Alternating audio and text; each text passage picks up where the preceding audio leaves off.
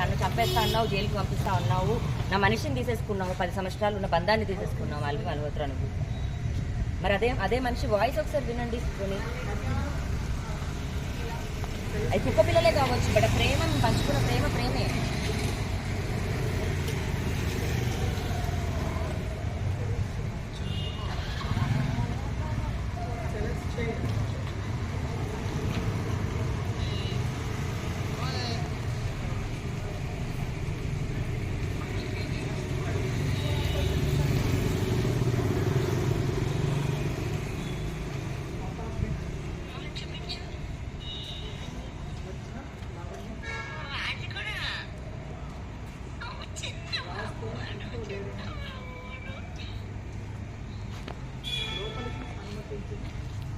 మరి ఇవన్నీ మనిషికి గుర్తు రావట్లేదో ఏంటో నిజంగా కూడా అర్థం కావట్లేదు.